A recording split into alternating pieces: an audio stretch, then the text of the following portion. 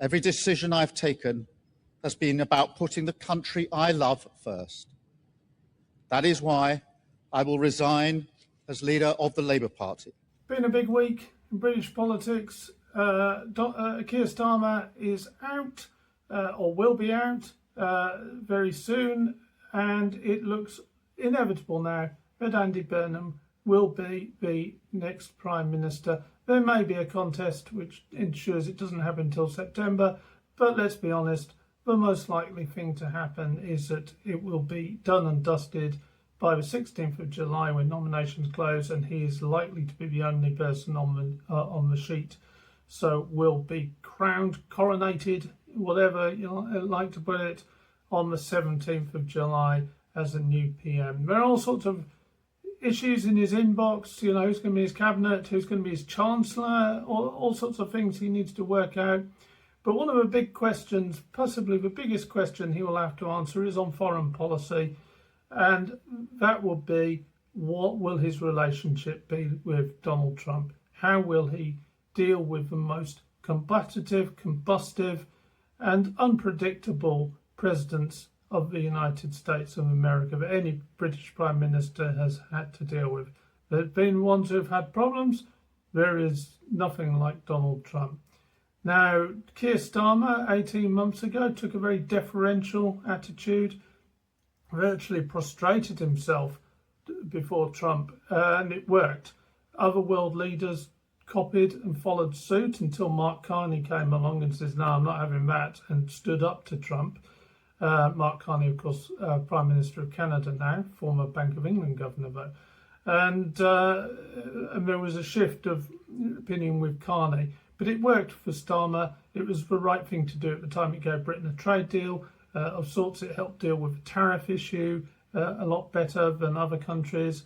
It did, all sorts of things. He got his Chagos thing through initially, but obviously that fell apart. And he got Mandelson through initially because Trump wanted to reject his credentials. Obviously that fell apart too.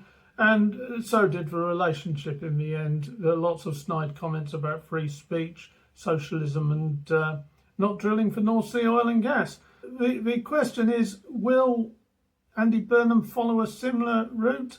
I don't think he will. And frankly, I don't think he will care as much. And there's a reason why he doesn't need to care as much. The reason is the big midterms in November.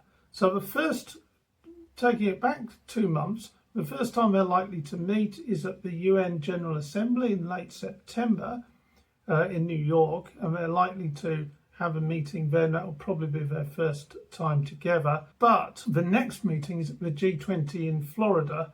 Well, that is after these midterm elections, and the midterm elections happen 2 years into a presidency. In this case, the Democrats, the party opposed to Trump, are likely to win the House back, Congress, and possibly the Senate too.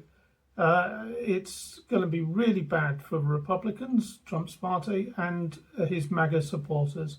There's going to be a real sense of anger expressed at his policies in the Middle East, on the cost of living, a general sense that he's failed on his promises, and it will show that his popularity has fallen to probably record lows. The other aspect, though, is that he cannot run again as president. And from the midterms, and this always happens, whatever the midterm result is, the question will be who is the next president, because the 2 years will be, the next 2 years is about getting the party's nominations together, and for who stands for Republicans, who stands for the Democrats, who's on the ticket with them, and then the contesting of the election, and it all focuses on them. Trump's influence and power and importance will ebb quickly.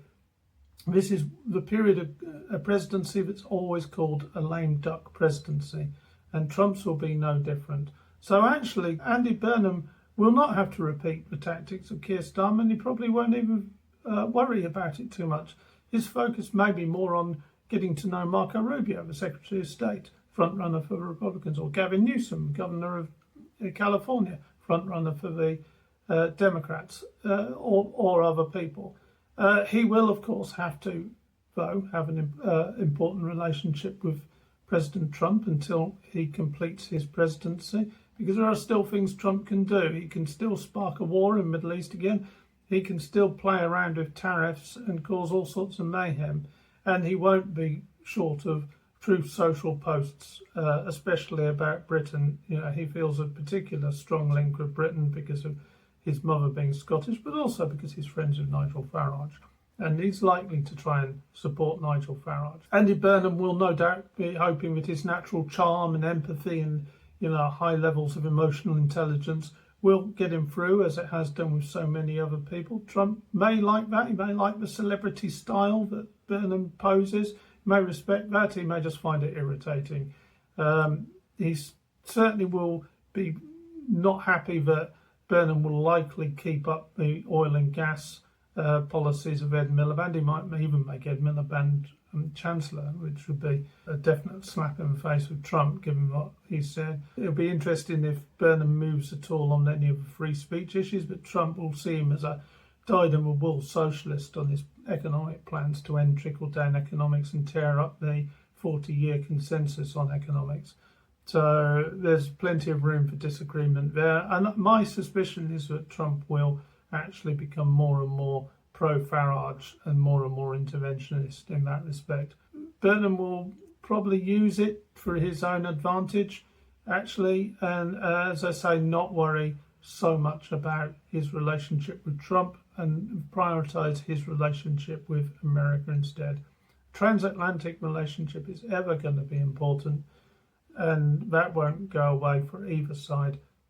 They will probably find common accord on defence. I think Burnham will make sure that defence spending is up there with what Trump is expecting.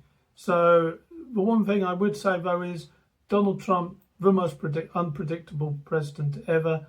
Andy Burnham, a man who is hard to predict himself, both very much strong personalities, you know, and strong personality type politics. So how things play out could be incredibly unpredictable. They could end up as the best of friends or the worst of enemies, or both. But as I say, the transatlantic special relationship is not going away, however their relationship ends up.